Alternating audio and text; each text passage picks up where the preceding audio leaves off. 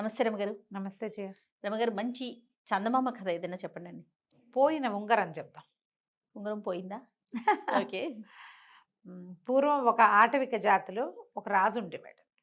ఆటవిక దొర. ఆయనకి ఇల్లుడు, పులిరాజు అని ఇద్దరు సైన్యాధిపతులు లాంటి వాళ్ళు ఉండేవాళ్ళు. పేర్లు బాగున్నాయి. అయితే ఈయనకి ఏంటంటే ఇల్లుడు అంటే ఇష్టం, పులిరాజు అంటే ఏదో ఒక చికాకు. ఎందుకో కొంతమంది పై ఆఫీసర్లకి కింద వాళ్ళ మీద అలా ఉంటుంది. ఒకడు చాలా లాయల్టీ లేకపోవటం అని ఉండదు. అవును. ఏదో వాడు ఉండటం చూస్తే లేకపోవటం. ఇరిటేషన్, ఏదో ఇరిటేషన్. అయితే ఏమైందట, ఒకసారి ఏదో సంబరాలు ఏవో ఒక యుద్ధాలు జరిగి తర్వాత రిలాక్స్ అయ్యారు. రిలాక్స్ అయితే ఈయన ఏం చేశాడట, నాయనా మీకు 3 రోజులు సెలవు, ఇంటికి వెళ్ళిపోండి, మరి 3 రోజుల తర్వాత సంబరం జరుగుతుంది, దానికి రండి, ఇవిగోండి మీ బహుమానాలని. ఈ ఇల్లుడికి ఒక రాయి, పులిరాజుకు ఒక కంద దుంప ఇచ్చాడు. ఇంత దుంప, అతనికో ఇంత రాయి.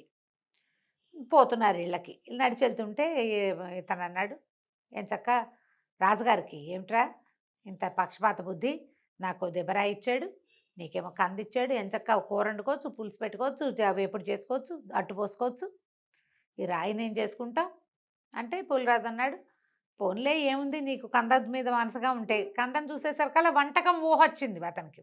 ఇతనికి ఏమి రాలా, కావాలంటే తీసుకోమన్నాడు. అనగానే ఇల్లుడు సంతోషంగా, నీకేం ఇబ్బంది లేదు కదా, నీకు ఓకే కదా అని అడిగి కందదుంప తను తీసుకుని ఆ రాయిని ఈ పులిరాజుకి ఇచ్చాడు. మార్చుకున్నారు, ఇళ్ళకి వెళ్ళిపోయారు. ఈ ఇల్లుడు ఇంటికి వెళ్ళంగానే వాళ్ళ ఆవిడకి ఆ కందదుంప అందించి, పులుసు చేవే తిందాం, ఎన్నాళ్ళు అయింది, మా చిన్నప్పుడు మా అమ్మ చేసేది, ఇట్లా మాట్లాడి దుంపతోటి కూర చేయించుకుని తినేసాడు. ఈ పులిరాజు ఆ రాయి మాట మర్చిపోయాడు. ఏదో ఊరికే మోసుకొచ్చాడు, ఒట్టి రాయి పక్కన పడేసాడు. లోపలికి వెళ్ళాడు, కాలు చేతులు కడుక్కున్నాడు, ఏదో పిల్ల జల్లని చూశాడు, భార్యతో మాట్లాడుకున్నాడు. రాత్రి భోజనాలు చేశాక వెన్నెట్లో పడుకుని కబుర్లు చెప్పుకున్నాడు. జ్ఞాపకం వచ్చింది, ఏది దొరగారు ఇచ్చిన రాయి అని తీసుకున్నాడు. తిప్పి తిప్పి చూశాడు, దానికి ఏదో చిన్న పగులుంది ఆ రాతికి. తళుక్కుమంది అందులో ఇచ్చి, ఏంటో తళుక్కుమంటోంది, అంతుంది రాయి. తళుక్కుమంటోంది ఏమిటో చూద్దామని ఓ సన్న చాకు పట్టుకురావే అని ఈ పిడిబాకులు ఉంటాయిగా, ఆ పిడిబాకు తెప్పించి ఆ చీలికలో ఇంకా కొంచెం చీరాడు. చీరి కొంచెం గట్టిగా ప్రయత్నం చేస్తే పళక్కమని విడిపోయి దాని లోపల నేర్పుగా దాచిన బంగారు ఆభరణాలు బయటపడ్డాయి. ఓ గొలుసు, ఇది ఉన్నాయి అందులో గొలుసులు. తను ఆశ్చర్యపోయాడు. ఆయనకు అనిపించింది రాజుగారి పక్షపాత బుద్ధి, వాడికి బంగారం ఇవ్వదలుచుకున్నాడు. అందుకని ఏం చేశాడు, రాయి వాడి దగ్గర ఉంటే ఏదో ఒక రోజు చూసుకుంటాడని బంగారపు వస్తువుని రాయి షేప్లో మట్టి ముద్ద అది అందులో పెట్టించి పొదిగించి వీడి చేతికి ఇచ్చేసాడు. వాడు తెలివి తక్కువగా మనతో మార్చుకున్నాడు. సరే బాగుందా. 3 రోజుల తర్వాత సంబరాలు. ఈ ఇల్లుడు తన దారిని తను వచ్చాడు. మన పులిరాజు మెళ్ళో గొలుసు వేసుకున్నాడు. 2 గొలుసులు, పెద్ద గొలుసు, చిన్న గొలుసు వేసుకుని కనపడ్డారు సంబరంలో. కనపడేసరికి దొరగారు చూశాడు. ఆయనకు అర్థమైంది, ఈ గొలుసు ఎక్కడిది నీకు అన్నాడు. అంటే అతను చెప్పాడు, కాదండి మేము వెళ్ళేటప్పుడే దొర ఇల్లుడు ఈ రాయి నేను మొయ్యలేకపోతున్నాను, రాయి తీసుకుని కందదుంప ఇవ్వమన్నాడు, అందుకని కందదుంప ఇచ్చానంటే రాజు గుళ్ళు మండిపోయింది, కోపం వచ్చేసింది. కోపాన్ని దాచుకోలేకపోయాడు. సరేలే నీకు ప్రాప్తం ఉందన్నమాట అన్నాడు, కానీ ఒక రకమైన మంట మొదలైందనమాట. అయితే పులిరాజుకి అర్థమైంది రాజుకు తన మీద కోపం వచ్చేసింది అని. ఏం చేసి ఉండాలి, బహుశా రాజు ఉద్దేశం దొరకంగానే ఇలా దొరికింది అని తీసుకొచ్చిస్తే ఎలా ఉండేదో. మాకు బహుమానాలు ఇచ్చాక నీకెందుకు ఇస్తారు వెనక్కి, అంతే కదా కదా. నిజంగా ఏం చేయాలో అది చేశారు. ఆయనకి నచ్చల.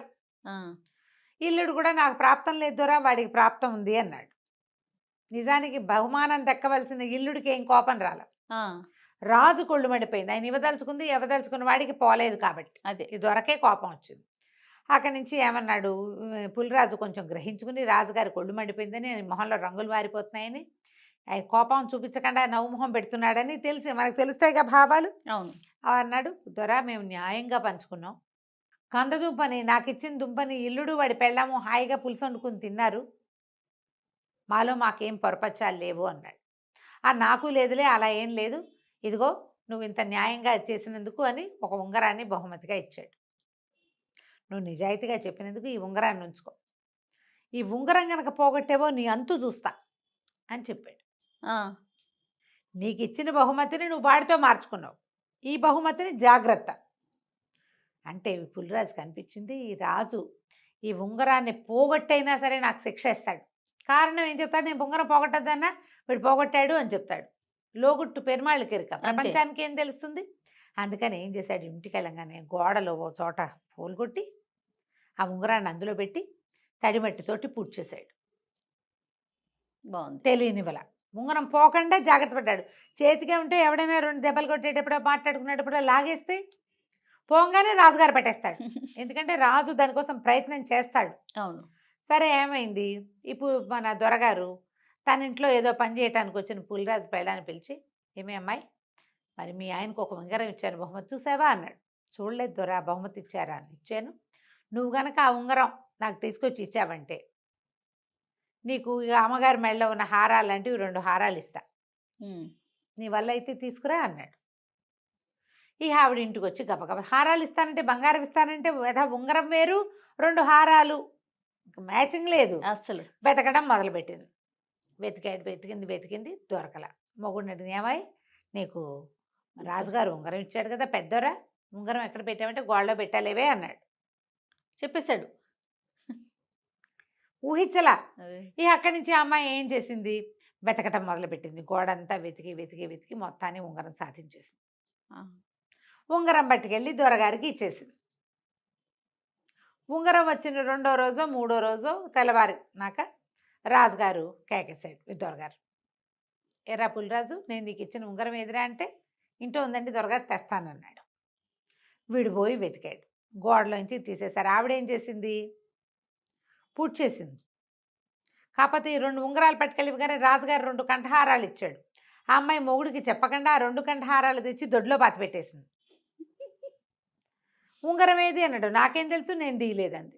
చెప్తే తిట్టిపోస్తాడేమోనని అయ్యో చెప్పల. నాకు తెలీదు అన్న మాట మీదే నిలబడిపోయింది.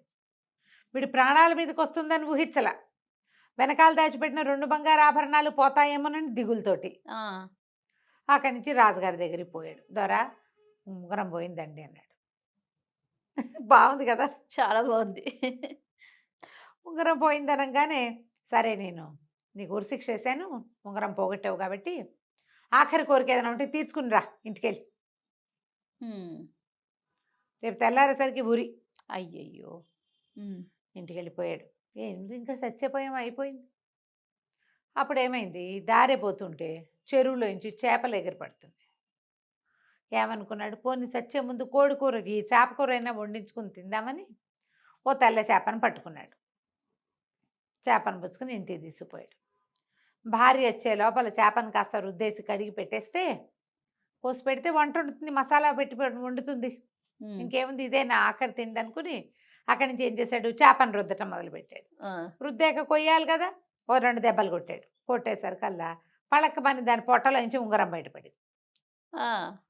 దొరికింది ఉంగరం. ఎట్లా చేప పొట్టలోకి వెళ్ళిందో ఊహ కూడా లేదు. ఉంగరం దొరకంగానే చావు తప్పిపోయింది. అది నేను బతికిపోయాను, నాకు మరణశిక్ష రద్దయిపోయిందని ఉంగరం పుచ్చుకొని బయలుదేరాడు.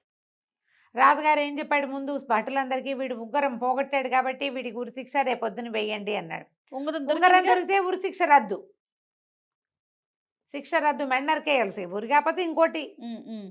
అది తీసుకెళ్ళి ఇచ్చేసరికి రాజు ఇంకా గుటకలు మింగి, సరే లేబోయ్, నీకు ఇచ్చిన ఉంగరం నీదేను, సరే ఇంటికి వెళ్ళిపో అన్నాడు. ఉంగరం పెట్టుకుని పూలరాజు ఇంటికి వెళ్ళిపోయాడు. ఈ లోపల వాళ్ళ ఆవిడ కోసిన చేపలు చూసి చక్కగా తరిగేసి వంట చేసేసింది. వెళ్ళి చేపల పులుసు వేసుకుని తిని హాయిగా పడుకున్నాడు. ఏం జరుగుంటుంది? బతకాలని రాసున్న వాడికి నూకలున్నాయి. అలాగే ఎక్కడ ఎట్లాగో కలిసి వస్తుంది. దీనికి పూర్వగాథ ఏం జరిగింది? పులిరాజు పెళ్ళాం ఏం చేసింది? ఉంగరం పట్టుకెళ్ళి ఇచ్చిందా? ఆయన తన తల వైపు ఉండే బల్ల మీద ఆ ఉంగరాన్ని పెట్టాడు. వీడి దగ్గర ఉంగరం కనపడగానే ఆయన వెతికిచ్చాడు, తమ దగ్గర లేదు. వీడి దగ్గరికి ఎలా వచ్చిందో ఆయనకి అర్థం కాలేదు. నీ దగ్గరికి ఎలా వచ్చింది అని అడుగుతారు ఇప్పుడు. అవును, నేను ఆల్రెడీ ఉంగరం నా దగ్గర ఉంది, నా తల పక్కన పెట్టిన ఉంగరం నీ దగ్గరికి ఎలా వచ్చిందని నిలదీయటానికి వీల్లేదు. పులిరాజు వేలికి పెట్టిన ఉంగరం నీ దగ్గరికి ఎలా వచ్చిందంటే రాజు దొంగతనం కూడా బయటపడుతుందా?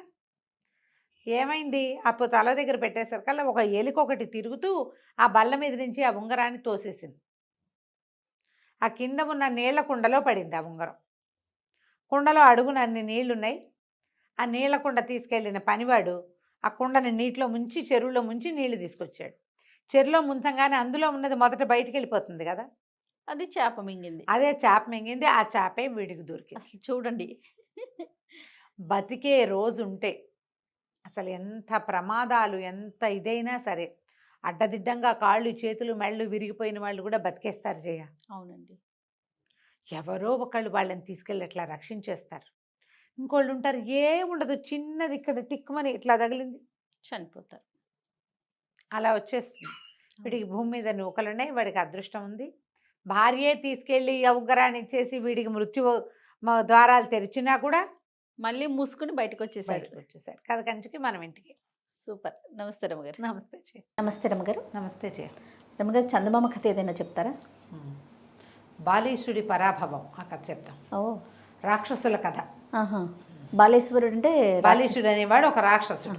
పూర్వం అట దండకారణ్యం, మనకు తెలుసు కదా దండకారణ్యం, రామాయణంలో వస్తుంది. ఆ దండకారణ్యంలో ఒక పెద్ద లోయ ఉండేదట, మారీచ లోయట దాని పేరు.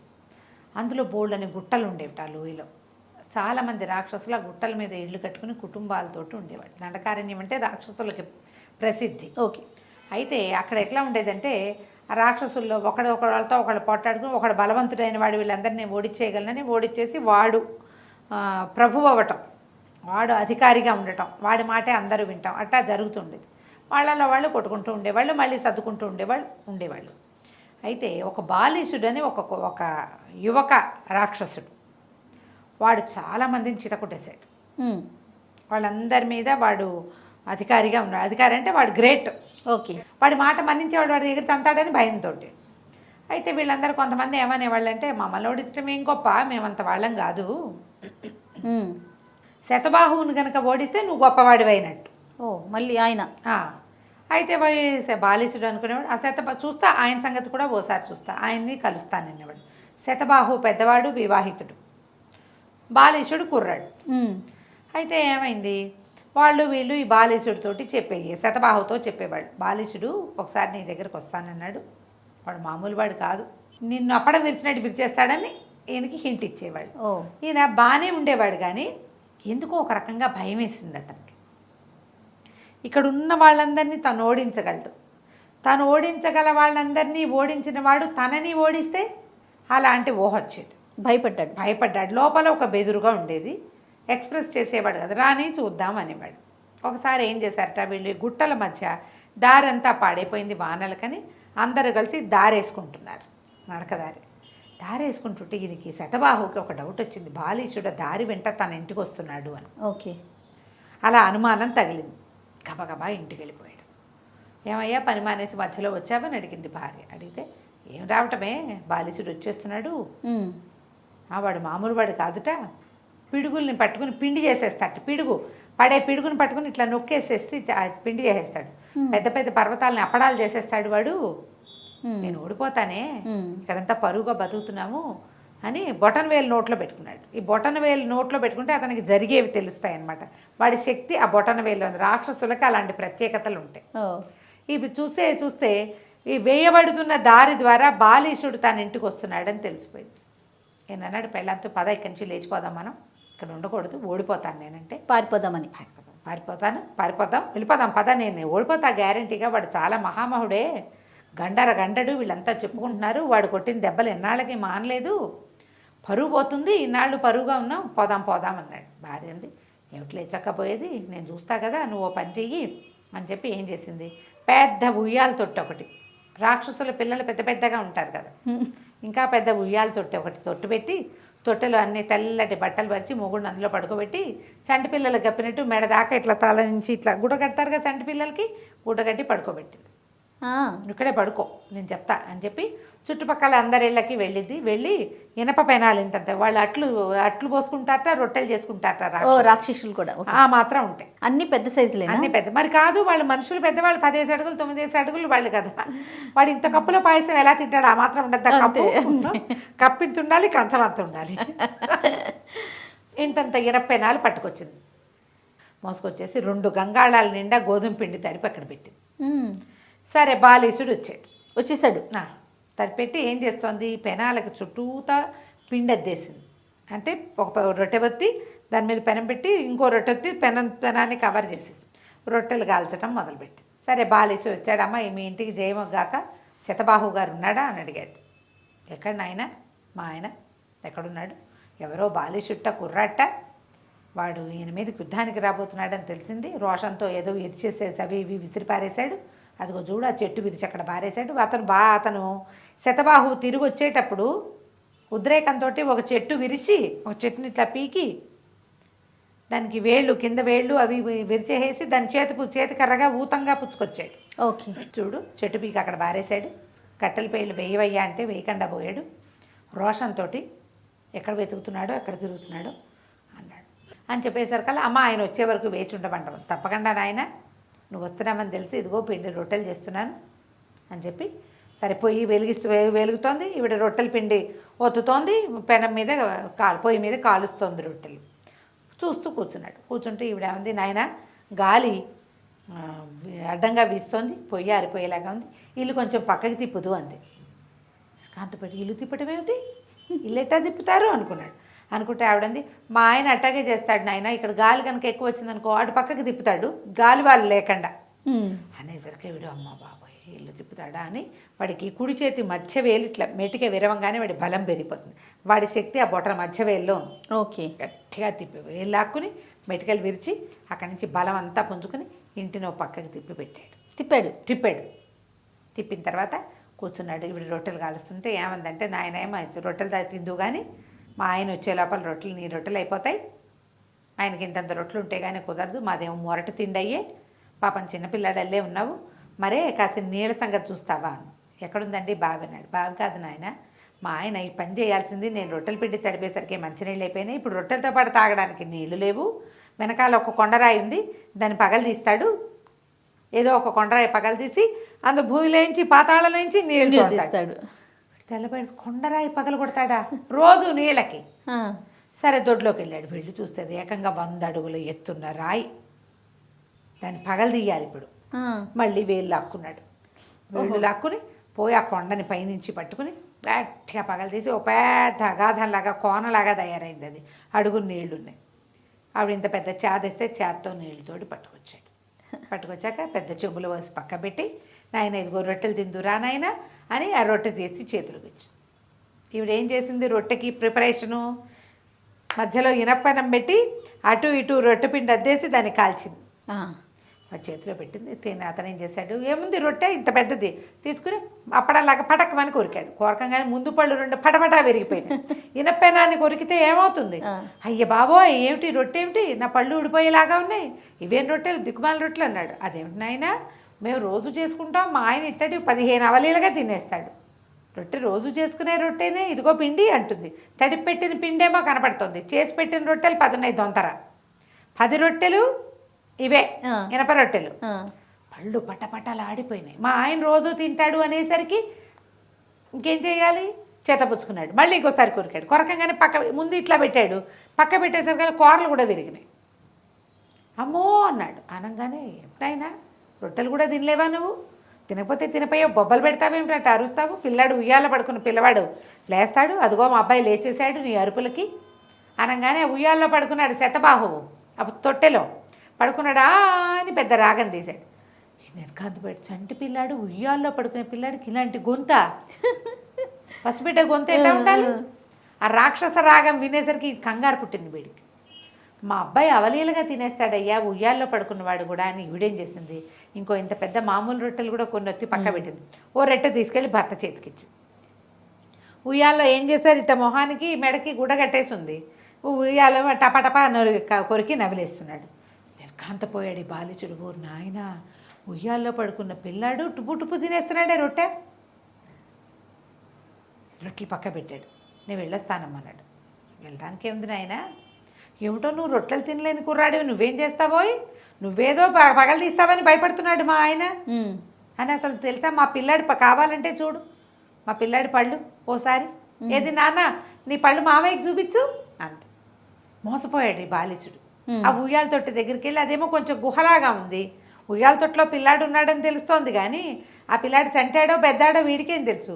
మొహం మీద చేపిట్టి ఇట్ట నోట్లో వేలు పెట్టుకోయాడు. పెట్టంగానే ఈ వీడు శతబాహు మధ్య వేలు కొరికేశాడు.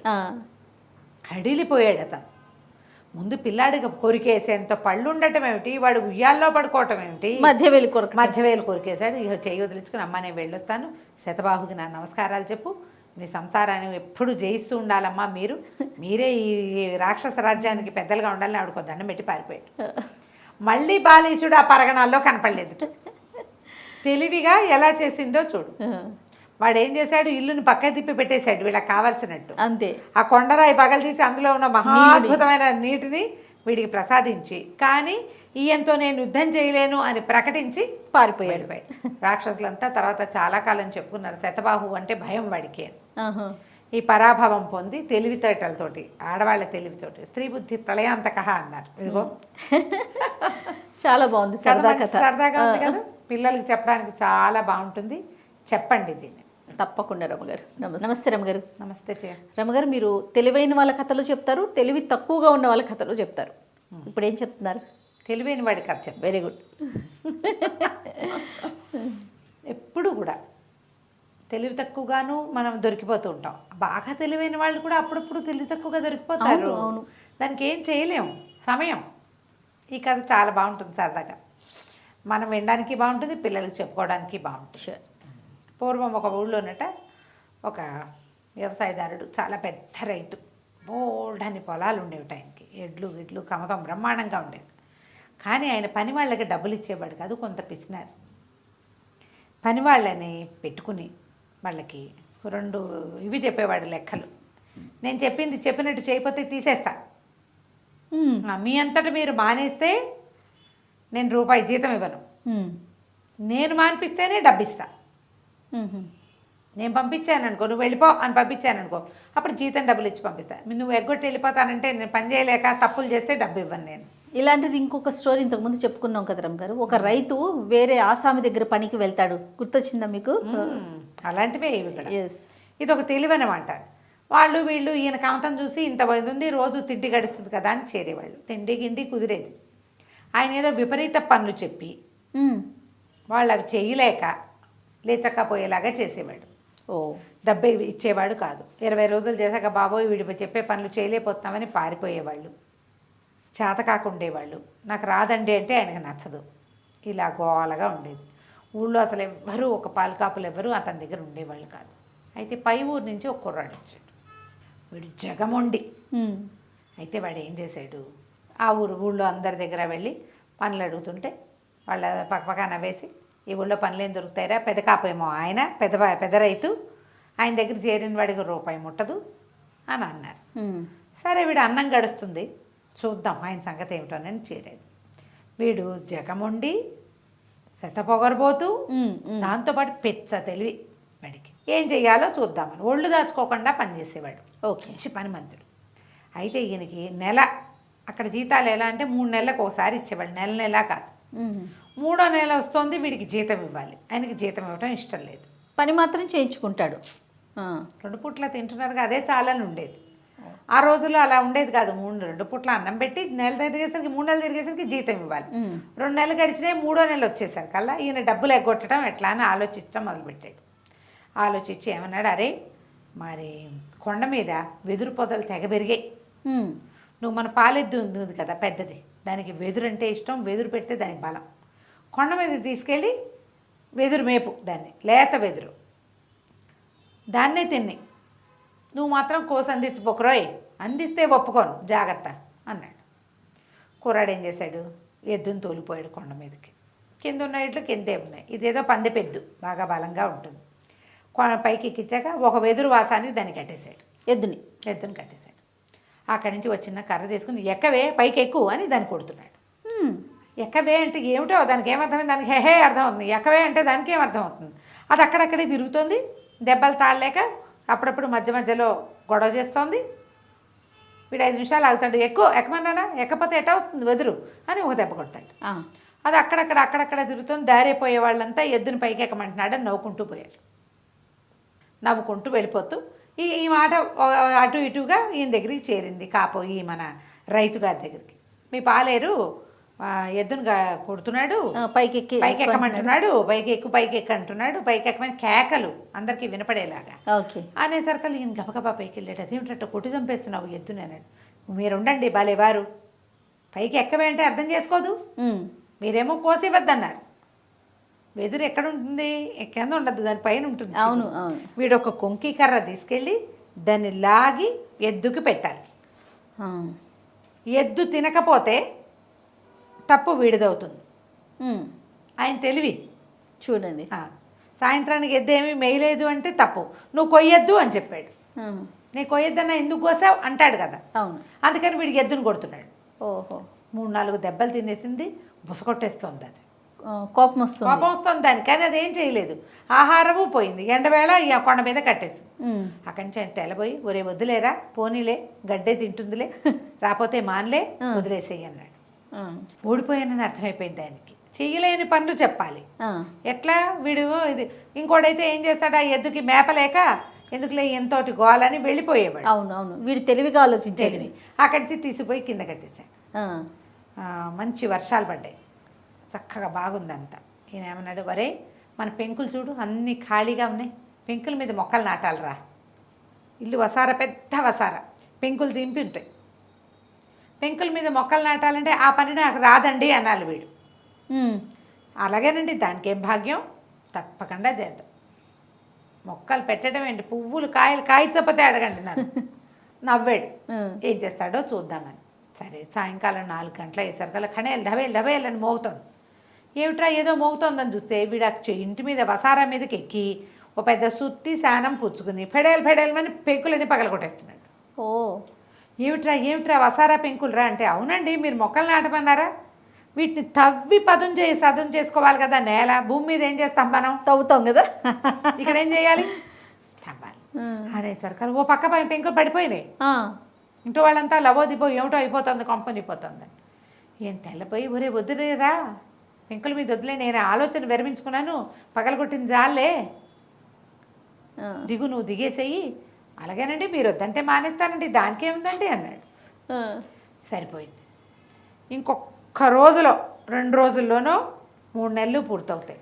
ఓ, డబ్బు ఇవ్వక తప్పదు, ఫిక్స్ అవ్వాల్సింది. వానలు కొంచెం తగ్గుమొహం బట్టి పైరంతా బాగా ఎత్తుగా ఎదిగింది. వీళ్ళకి బోల్డ్ అంతా వరి పొలం.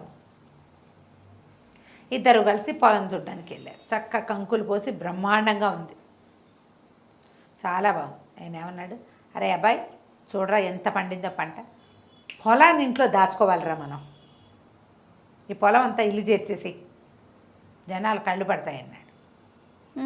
వీడేం చేస్తా, అలాగేనండి, దానికి ఏం భాగ్యం, అదెంత పని, పొలాన్ని ఇల్లు చేర్చడం అంటే ఎంత సులువు. అమ్మో, సులువు కాదు, సులువు.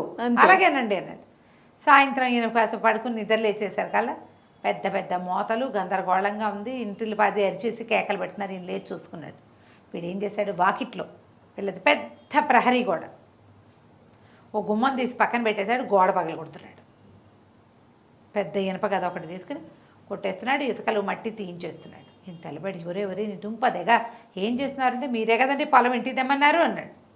నేను తెమ్మన్నది పొలం రా, నువ్వు గోడ ఎందుకు పగలగొడుతున్నా అంటే, భలేవారండి, గోడ గడప తీయిపోతే అంతలావు పొలం ఇంట్లోకి ఎటా వస్తుంది, ఎలా లోపలికి వెళ్తుంది, ఎట్లా లోపలికి వెళ్తుంది, పొలం ఎంత పెద్దది మంది, అది రావాలంటే గోడ మొత్తం తీసేయాలి.